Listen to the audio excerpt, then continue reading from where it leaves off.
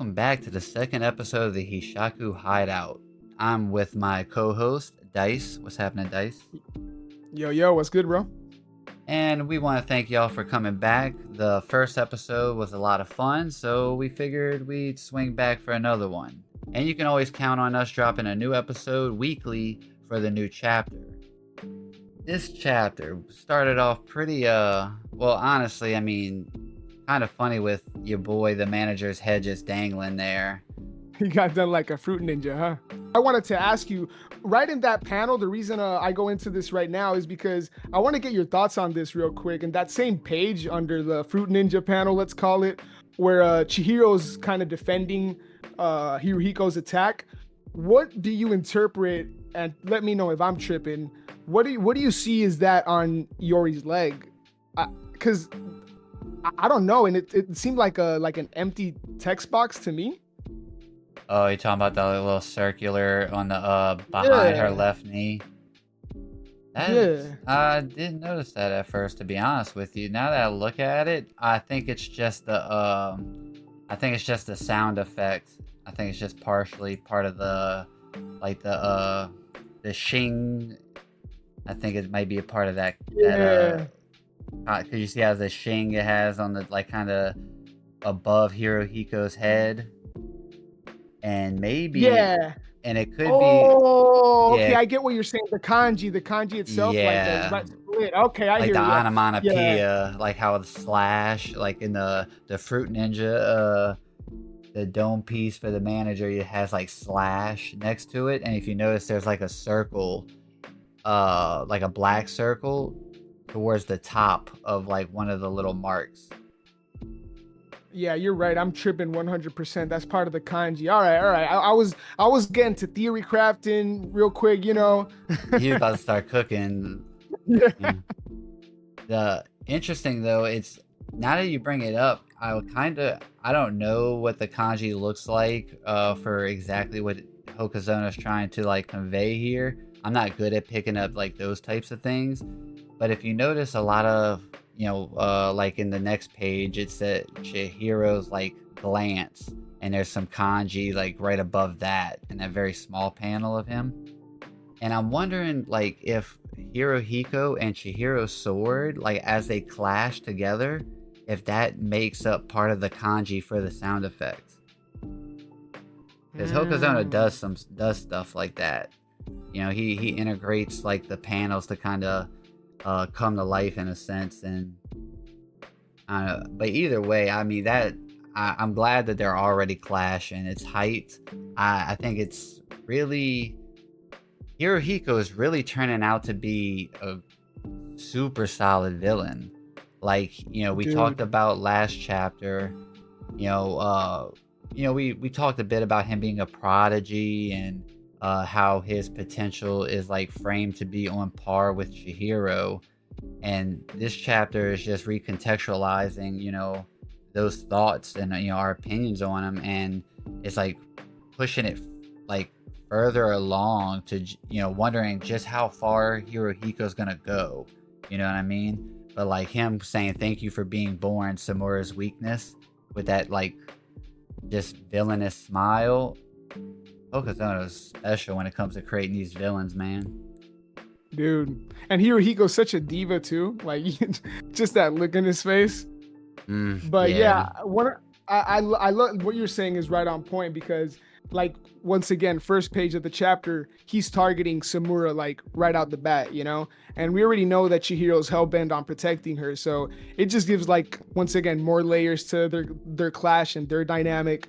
And you brought up a great point. Last chapter we talked about like the fact that everything points to him being a prodigy, and this chapter actually, we'll get into it later in the discussion, right? But he actually gets called the genius, and the fact that was done so explicitly, like to me, is it only confirms a lot of what we discussed last chapter and what you had brought up about Hiruhiko being that foil to Chihiro moving on in the story. So I'm excited to see where that goes. But I wanted to get your thoughts before we get into that on like the Misumi and kind of that whole moment right after Chihiro and Hiruhiko go down in the elevator, which I just thought was cold as hell, we see that she gets saved by the little dude. What are your thoughts on that? Ro came in clutch, as she's panicking because these other like goons are coming out. 3 elevators full of goons are coming out, opposite side of her. And here comes little homie with his glasses. Ro, I think his name is Ro, as she's like spam pushing the button to open the fuck up. And considering that we haven't seen the Masumi do a whole lot in terms of like straight combat, it's been more along the lines of being support and operating in that. I mean, he did take, they're fodder, but he just took out 3 elevators of goons, so he has to have some kind of hands. I'm just wondering to what level. That's what I'm, like I'd expect he would be fought, like he would be easily taken care of by someone of Hiruhiko's like talent. But I'm wondering. Hey, you were about to call him fodder. I was about to call him fodder, but it's because the bum is still dick riding Samura. Take them glasses off, homie. Nah, but before that, the one thing I will say though that does interest me is Hiruhiko's words about Samura. He tells Chihiro he had it rough, having to clean up after Samura's mess, and saying that when he gets his hands on Iori, that should get his attention. Hiruhiko sees Samura kind of as an obstruction in between him and Chihiro. Neither of them can use their enchanted blades because of Samura. But if he has Iori in hand, we don't know to what all extent of like how much is that gap from where Hiruhiko is now to Samura. We know there was a huge gap before, but now that Hiruhiko has some use with the sword, he's still not on Samura's level, obviously, but I wonder how much that closed the gap, because it almost feels like he wants to just use, her in order to kill Samura. He's ready to get this done like today. He's trying to make it happen. He wants to pull out Kumiyuri, and he wants Chihiro to go, whip out Enten, and he wants to fight Chihiro max capacity. We said it last episode, but I definitely think Hiruhiko's gonna live through this. Yeah, I think there's a lot in this episode that kind of not confirms, obviously, far from it, but at least to me gives me confidence that this character is gonna stick around. I'm glad you brought up that about Samura, about kind of Chihiro being told that he's here to clean up his mess and pour him and whatnot. Once again, it is interesting because I think last on our first episode we talked about Chihiro essentially cleaning up Rokuhiro's mess, his father's mess, right? At least I think we talked about it. No, I might just be tripping. Either way, I do like the fact that it's being brought up here because I think it's very true. And you just made me think of something in the fact that kind of Samura being the one thing standing in between Chihiro and Hiruhiko in a way right now. Do you think we might see a scenario where Hiruhiko, and I might be tripping, but Hiruhiko and Chihiro 2v1 Samura? That is one thing that does kind of intrigue me now that you bring it up, though, is to think that like not necessarily them teaming up, but them just agreeing to use pull out their blades at the same time. That way when Samura pulls up, he can't just he's not just gonna he's not just gonna one tap Chihiro again. The story is not gonna that's not permissible in the story at this point. It's already happened once. And the thing is, I think Chihiro and Hiruhiko are still far from some Samura's level, right? So it is interesting to see if Samura is actually gonna accomplish his goal of killing the sword bearers. Obviously we know not the master swordsman, that's not going to happen. But if Chihiro, since he's obviously trying to stop Samura from doing that, he's got to recognize that he can't stop Samura by himself. right? So if Hokazono, like you said, I can see Hokazono painting a scenario where Chihiro realizes that he can't take care of Samura by himself, but he can take care of Hirohiko, you know? And So a scenario where he could, take care of Samura with Hirohiko, thinking like, all right, I can take care of this guy afterwards. we know like Hirohiko has an expiration date in the story. You know what I mean? Sadly. He's not going to be the main villain. Hopefully he is a long-term rival, direct rival for Chihiro. That's what I'm hoping, that stays around for a while. Like I said, I'm this is this chapter is far from confirmation that Hirohiko is going to stick around, but I'm fairly confident that he is. It's going to be interesting to see how long this arc is going to run for, because if that is directly tied to, once again, kind of Samura's lifespan in this story, and if the arc is coming to a close soon, then I could see this being the beginning of their final fight in the arc, especially if something like what we just discussed about them tag teaming to fight Samura, maybe this is the setup. But I am with you. Chihiro, not to kind of jump over what we're about to discuss, but we know that at the end of the chapter, Chihiro does say, that he will kill Hirohiko and he will get to the roof. So obviously we know it's never that straightforward, but is this kind of setting up the finale? I know usually kind of Shonen Jump kind of gives like notifies right ahead of time, but how much so? But something that you said that I wanted to bring up was about Hirohiko, being confirmed the genius in this chapter. That was something that was confirmed. I think this chapter confirms as well that we can lay back on the general manager hate. Because, like I said, Hirohiko is just that guy, right? And it's very interesting, and I thought very cool that this guy has the sensei, or not the sensei, I'm sorry, this pupil that has the general manager as the sensei. And we get like this little flashback on how he was told that there were no geniuses. And, when he's kind of confronted with that realization, his general manager is decapitated and, cut in three. Yeah.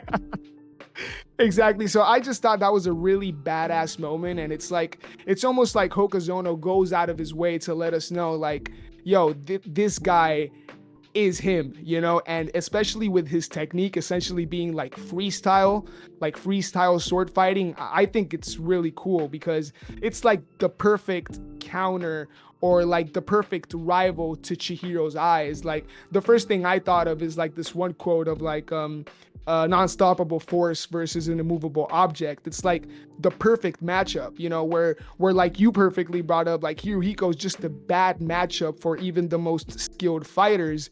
Chihiro, not being a skilled fighter, has the one thing that can counter Hirohiko's genius, or at least put him right there to keep up and do just enough to give him a chance at winning. And Hokazono goes crazy with the panels. We get like 3 full spreads that are just absolute fire, bro, in this chapter. Just, last chapter it was Chihiro aura farming like always. This chapter is mainly Hirohiko. He gets some really cool panels as well. I just think the whole thing was cold as hell. And like even the kind of full spread, almost double spread towards the end of like Chihiro and Hirohiko, and there's like the kanji that says kill over Chihiro's face, and it's like his eyes are all blurry.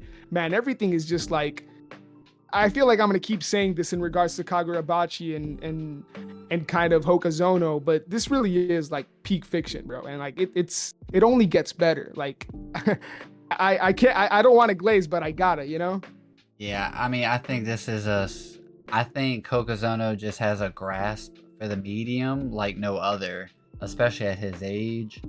I think he's just very well aware of like what's the current flavor of Shonen Jump. There's not many Shonen Jump series with 70 that bang like this at within 70 chapters. I think he just has a knack for the medium. This arc starting to conclude, or you could see it getting to this is the end. There's one thing that we have to remember. Kaguri is still running around the hotel somewhere. He is there. That's true. So I'm thinking he might catch I'm wondering if he's going to catch a Masumi body. I hope it's not Sumi or Ro. It's the other dude that don't say much. But I want to jump back for a second and thinking about like the other Hishaku members. When Hiruhiko, is talking to Yuri and Chihiro in the very first page, he says that he asked this dude's brain what room you were in. And I'm wondering, could that play, like, it could just be him just memeing for sure. But, we still don't know what Toto's technique.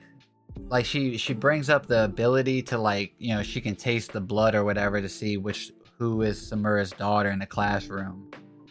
I mean, there's a lot you can kind of extrapolate from that, and theories can run wild. I want to see the Hishaku abilities. You know what I mean? Hokuzono's been keeping a tight lip on that.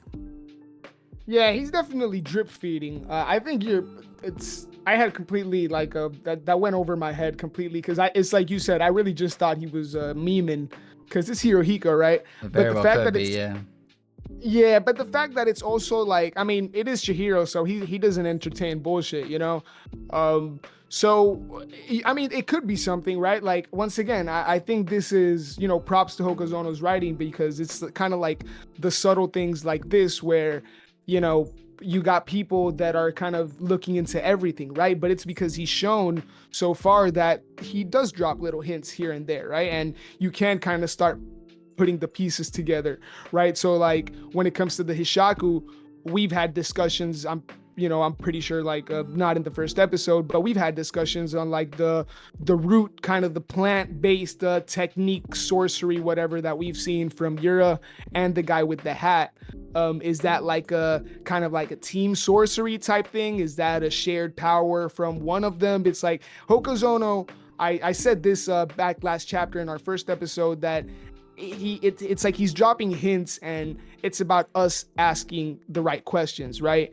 And obviously we won't know until the reveals whether we're asking the right questions, but I just think it's really interesting for you to bring it up because just like that, we don't see Toto this chapter, right? And like you said, the other guy's still running around and we're most definitely gonna see them before this arc is over. And kind of one thing that I brought up earlier is like this is called like the sword bearer assassination arc, and I was wondering whether Samura was gonna be able to kill all of them, right? And if we take the name of the arc at its word, then you're probably right. We're probably not really close to a finale yet, and there's some more sword bearers that gotta hit the deck yet, and we might get more reveals of the sorcery from these members. But to answer, I guess, your question, or at least kind of, your thoughts on that, I do think Hiruhiko's just memeing, but once again, I think Hokuzono does a great job of leaving the door open because we haven't really seen much. Want to really quickly, and this is a random thought. I'm just gonna drop this here, and we can move forward. I think Yura actually sacrificed his sorcery to be able to break the seal on the Magatsumi. You talking Binding Vow? Dude, legit, because he says he poured everything into opening that box. See, it's that Hokuzono subtle writing I'm telling you about. That's just a random thing that I was thinking about the other day. Interesting. But going back that's nice. That's good. Yeah, I could see that's why he didn't use his sorcery, the tree sorcery. Like the tattoo on the hand is just for like that flame teleportation that they use. But going back to the fight with Hiruhiko and Chihiro, just to kind of progress through this chapter a bit faster. When they're in the elevator, that boy Hiruhiko blocks Chihiro's sword with his foot, which is super cool. One issue I do have is like this pupil guy who's like just salty as fuck about there being geniuses in the world. I would be too. Oh well, yeah. I mean, if my sensei told me I wasn't, if there were no genius, and the motherfucker lied to me, bro. Yeah, I don't know how I feel about the inclusion of like this lantern key like out of nowhere. It's not that big of an issue or anything like that, but it's just like so random for there to be like now there's an added step, that we're just finding out about. Yeah, it does definitely feel like it's out of nowhere. I mean, it doesn't feel like it is quite just out of nowhere. I guess I would have to see more to see how I really feel about it. Whether this does kind of feel like an egregious MacGuffin, for this part of the arc or whatever, or whether it kind of makes sense as it kind of is brought up next chapter and so on.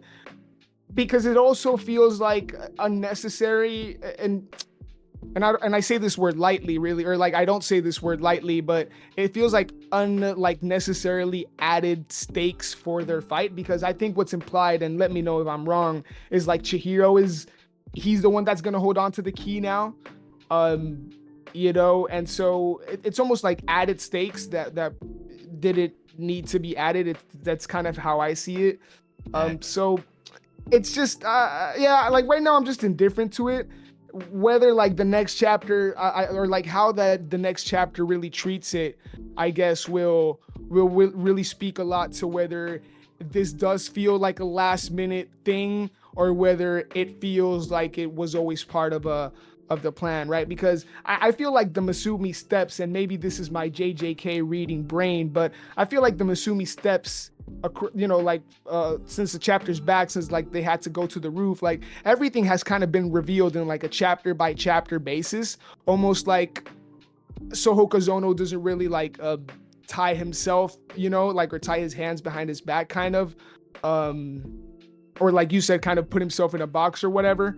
But I don't know, like the whole Masumi, like the way the Masumi go about things, and like the way their plan has kind of been slowly revealed the last couple of chapters. This is kind of consistent with that, but the whole time to me it's just been kind of meh. I haven't been really following along very well of like their plan and like the necessary steps, or at least all the necessary steps for them to be successful regarding the seal, right? So yeah, I don't know, I just have to see more. I guess it's like you said, like that payoff, right? To me it's gonna be when it gets to that, how Hokazono handles it. I think that's where we're really gonna see if like the lantern and the key is something that, like I said, was kind of a last minute thing, or if it was always meant to be part of this conclusion or whatever, this part of the story. So, you brought up a great point about it didn't really feel like there needed to be any other like steps to the plan, because I mean, there's still 2 Hishaku members running around the hotel. You know what I mean? There's like it's already a challenge. Other than that though, I mean, that was just a minor nitpick that I felt like was unnecessary. The chapter really doesn't really go much further than that. We just kind of see Chihiro saying he's gonna, you already mentioned about he's gonna kill Hiruhiko and get to the roof, and with Ro and Iori talking about basically wiping her memories, and she can go back to her life and all of that.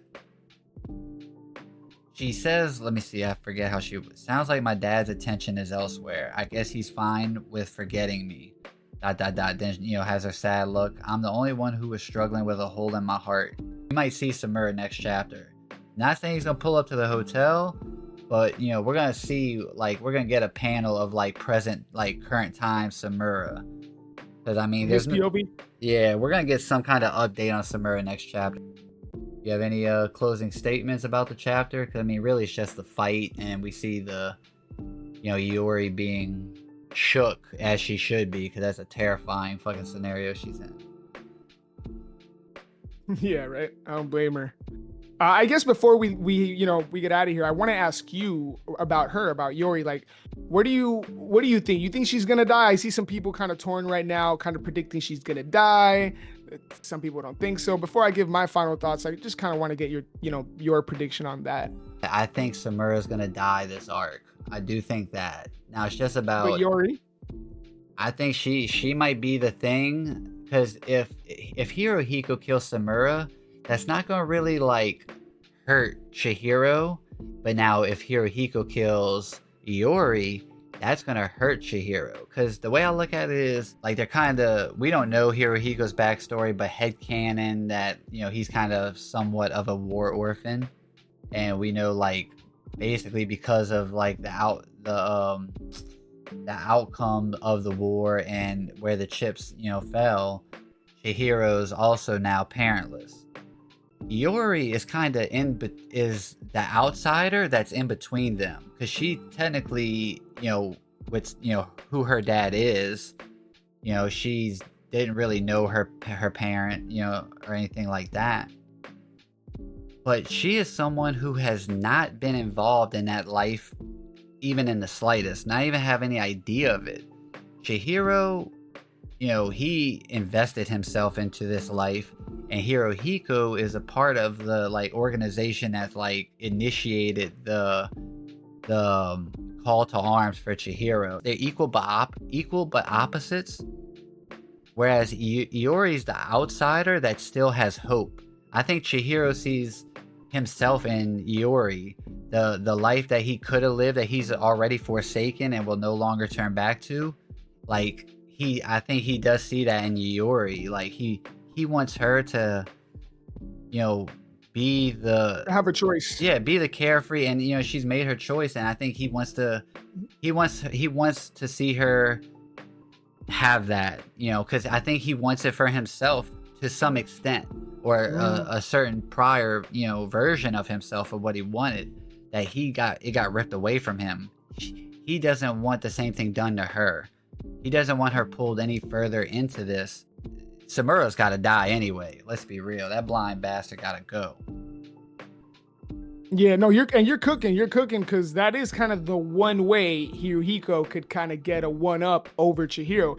And damn, now you got me thinking, because I was gonna say that my personal prediction right now is, because I agree that Samura, we talked a bit about this, in our first episode. I think Samura's, hitting the deck. I think he's going down.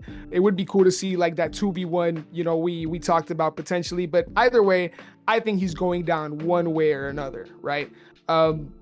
Now, I originally, or like my prediction is really that I don't think Iori, or more like I think Yori's actually going to change her mind about wanting to go back. I think because there is a big emphasis on this chapter, like you perfectly quoted, Iori believing that she's the only one that feels that hole in her heart, and it's not like reciprocated from her father.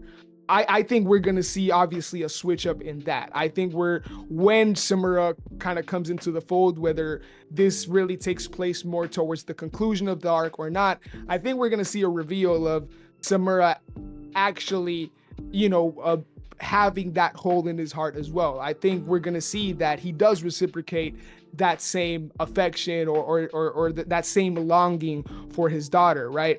And if after that Samura, dies or is killed, I could see that being a trigger for Iori now realizing that this is a life that she has to fully embrace. But what you bring up is to me is just as good, if not better, in terms of, if this is going to be a long-term rivalry between Hiruhiko and Chihiro. We know right now the score is 1-0 because Chihiro cut his arms and he beat him badly that first time around. This second time around, the only way I could see Hiruhiko giving, evening the score, it's obviously by him doing the same thing to him, which I doubt. I don't think, Chihiro's going to be out of commission again, because we just saw that with Samura. But if he's going to even the score, the one way would be, like you said, it's him killing Iori. And I think with that, Hokazono would be proving that he's not afraid to get his hands dirty. I think that would be kind of a huge step, not as a writer, but to proving to his readers that, he's willing. It's kind of like I hate to bring up Gege again, but it's kind of like the Gege balls, I just did that, introducing a character and just killing him off like nothing. We just saw that with the general manager, but not to this extent, right? In terms of Iori, and it's what happened with Rico. So I don't know, man. Now you actually got me thinking, and I'm excited to see what happens either way. I actually saw one theory that they get Hiyori to pick up an enchanted blade and Samura comes in and just like kills her. Not like, oh shit, not seeing that it's her. He's just reading the signature of his blind ass. And then they say Hiruhiko would basically, while Samura is like realizing what he's done, Hiruhiko will come in and get the cheap shot kill. That would, yeah, that's some gay shit. I'll tell you, definitely Yeah. some gay shit. But I do think the way the chapter ends with just an all black panel and saying like, yes, I'm the only one who is struggling with a hole in my heart. It just screams like Samura's gonna have like some kind of like participation next chapter. I feel like he's also got a hole in his heart. He's not, he's doing this because he's, out of guilt. He's got like survivor's guilt in a sense. I'm saying, yeah. But that's, chapter was pretty dope. I think my favorite panel was the one where Hiruhiko's coming out the elevator as it hit ground floor. I think he just comes flying swinging the sword behind his back, and dude, yeah, feel different. We got an elevator fight. I want to see them fight on snowboards. I need Chihiro sword fighting on a snowboard next. Yeah, man. No, them. Some of these spreads really went crazy, bro. Something that I didn't have a chance to bring up really quick earlier is that, in addition to like Hokuzono not just implementing a lot of established and recognized trends, I think he's doing some cooking of his own with like the art style, especially. Some people I think early on had like criticized his line work and whatnot, or like some of his art style, and I think he's proving that he has like a clear like his own spin on things, right? Whether it's like the projection of movements with the blades themselves, or like the fish eyes is something that he's clearly like the fisheye lens, panels is something that he clearly does very well, and he's spamming the fuck out of that ever since the Rakuzaichi. And so, yeah, I just wanted to give him his flowers real quick. I did wanted to also, I'll close with this in terms of like, I do think that this chapter, like you said, doesn't just set this up for like us to get like a POV from Samura in with their next chapter and the next couple of chapters. I think, the whole seal weakening and the reasoning behind that, like I said, it doesn't necessarily confirm, but I think it is setting up kind of Samura also having his seal weakened, his seal weakened for, God knows how long, right? So that's kind of what I'm looking forward to, and kind of Yori's fate as well, because something that you brought up is like, what the hell is she gonna do? I could see like an arc, because somebody that we saw kind of struggle with a similar or just struggle internally with that was Hakuri.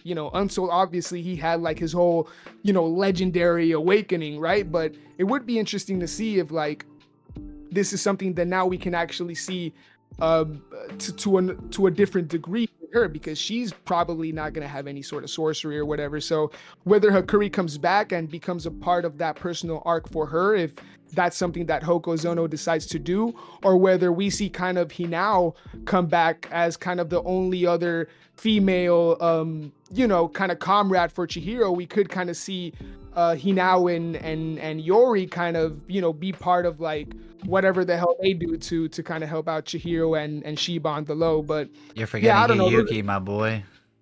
Well, okay, she's a Kaminabi. She just recently came into the fold. Nah, she's a homie. She's a homie. Yeah. That's Pookie.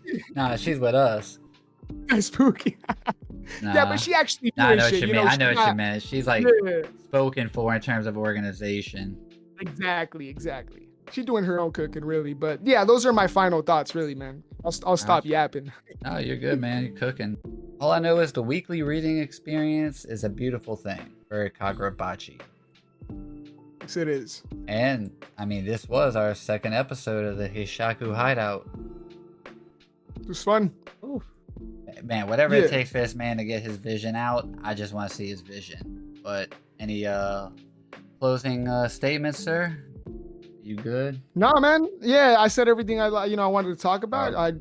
I am curious to see, I wanted to ask you guys, kind of the viewers, drop in the comments what your favorite panel of the chapter was, or your favorite moment, or what you think this chapter might be leading towards. I am excited, or at least curious to see what the viewers think and kind of their own theories. So leave them in the comments, guys. Facts, because this channel is specifically a Kagurabachi podcast. This basically just us wanting to talk about Kagurabachi with fans who love the series like we do. It's a mutual interest, and we want to build a community out of this. You know, it isn't Yeah. really about, we're not really worried about like views, or, you know, we haven't really told y'all or like pitched the like and subscribe thing. I mean, of course we want everyone to like and subscribe, but we want to like nurture a community out of this to where, you know, eventually it may come to a point where, you know, maybe we do, you know, who knows what the future can hold. I don't even want to like begin to like tiptoe into that, but you know, maybe do a live stream one time, Yes, you sir. know, like little things like that. And we want to make sure we have like the community that, you know, the kind of back and forth, because we enjoy talking about it. We want to hear your thoughts. We're gonna miss some things, we're gonna get some things wrong, we're cool with being A lot corrected. of things wrong. Yeah, you know, Sure. but just keep it respectful, and you know, we'll always rock with you like that. And that's it. I think we're Yeah. good to go. Peace. Yes, sir. Appreciate you guys watching.